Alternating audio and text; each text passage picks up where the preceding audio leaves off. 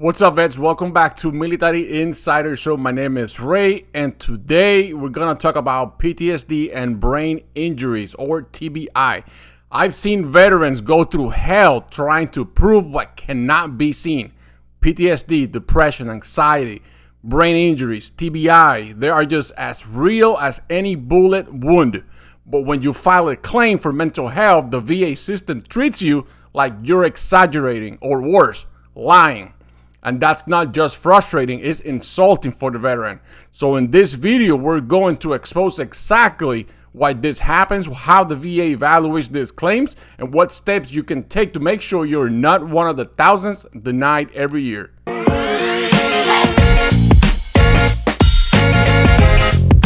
All right, you can see a broken leg, you can see a missing limb, but you can't see nightmares. You can see panic attacks. And that's exactly what the VA denies so many mental health claims, because what they can't see, they don't believe it. Today, I'm gonna break down why PTSD, TBI, and other invisible wounds get denied way more than physical injuries, and what you can do to stop it from happening to you. All right, let's talk about the why mental health claims get denied so often. Here's the truth. The VA relies on evidence, and I think I covered this numerous times. If you can physically show it, like an X-ray or an MRI, you're already at a disadvantage. PTSD and mental health condition depends on documentation and consistency, not imaging or blood work. The VA wants to see clear, ongoing proof that your condition started or worsened during your service. That could be counseling records, incident reports, deployment notes, anything that ties your mental state to your service. And that's part of the Nexus letter as well. Remember, the Nexus letter is the connection between the diagnosis and the injury. All right, but here's the problem. Most of us didn't run to mental health while serving, right? You did not want to look weak. You didn't want it in your record. Why? Because they say you're weak, you don't know what you're doing, you're not strong enough, right? So now when you file, there's a gap. And that's exactly what the VA uses to deny your claim, believe it or not. They will write things like no document mental health complaints during active duty, or condition appears post-service. They don't factor in the stigma. They don't understand the culture, and that's the real reasons why so many veterans lose this type of claim. But now let's talk about the PTSD and TBI, which is the invisible connection. The TBI, the traumatic brain disorder or injury, this one is tricky because it overlaps with PTSD. You can have both. You literally can have both conditions, and sometimes one causes the other. But the VA treats them separately. So you get your rating for PTSD and you also get your rating for TBI. It's two complete separate claims. Many veterans file for PTSD and get denied because the VA says their symptoms are better explained by TBI, or vice versa. Basically, they use one diagnosis to discredit the other. So you need to make sure both diagnoses are strong enough so you can get both claims. And when they do approve one or the other, the ratings are usually lower than they should be.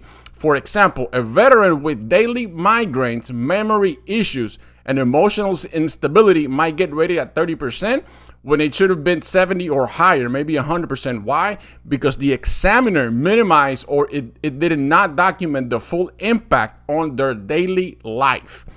Now, let's talk about the problem with the VA exams, or the CMP, the compensation and pension, right? For mental health, it's one of the hardest for veterans to prove they had PTSD or TBI. You sit in a room with someone for 30 minutes, sometimes less, and they decide whether your trauma is severe enough.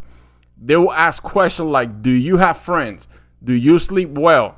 Do you feel safe? And if you answer too confidently, they might write, veteran appears well adjusted, believe it or not. But if you're honest and emotional, they might note, veteran might be exaggerating symptoms, but you're not gonna win that one. This is why all veterans don't downplay it, but don't perform it either.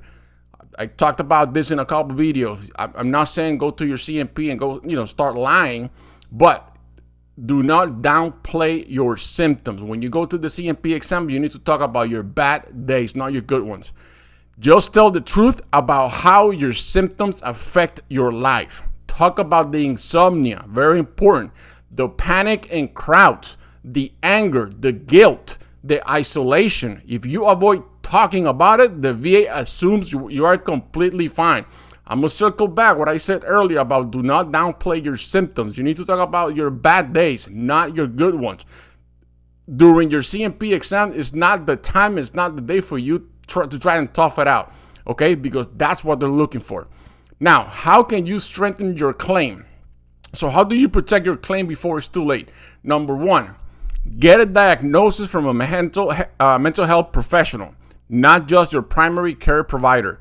A licensed psychologist or psychiatrist evaluation carries more weight with the VA. Number two, document everything. I cannot stress this enough. You need to have paper copies of everything. You need a record. Counseling notes, medication changes, emergency visits. It all matters. The VA look for consistency over time. Number three, get a Nexus letter. My last video, you can go and look it up. I talked about this specific concept about the Nexus, how important it is for you to win those claims. The Nexus is crucial. A strong medical opinion that clearly states your condition is at least as likely as not caused by or worsened by your service can make or break your case. That statement right there is the one they're going to let the VA know if your case is strong enough. So if you go to your CMP exam and the doctor didn't put that statement there, at least as likely as not caused by service, you're not gonna win that case, okay? And number four, body statements. Sometimes your battle buddy saw the changes before anyone else did. Anger issues, withdrawal, drinking, nightmares. Their statements can help confirm that your symptoms started in the service. Sworn statements are very important as well. If you were deployed and you have your battle buddies, your whatever leadership you had, and they know you were suffering for withdrawal or nightmares or panic attacks, all they got to do is a sworn statement and submit it with your claim, and that will count as a buddy statement. Now, let's talk about the reality check. Why is this so emotional for some of you? This process takes a toll. A lot of veterans give up because the system feels like it's calling them liars. You already went through trauma. Now you have to relieve just to prove it was real.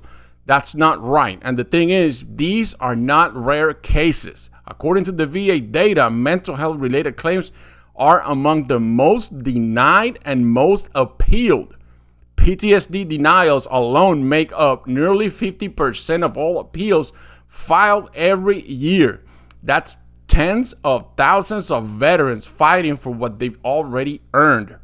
It's exhausting, it's personal, and this is why mental health claims need to be handled differently, with more compassion and less suspicion.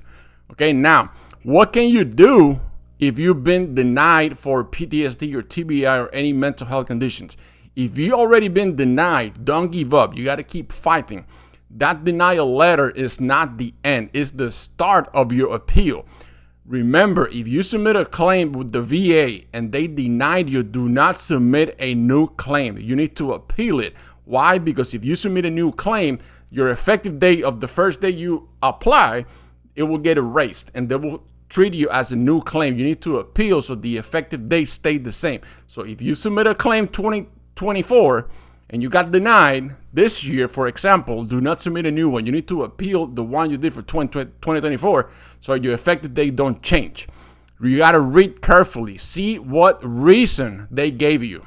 Usually, it'll say something like no service connection, established or insufficient medical evidence. That's your clue.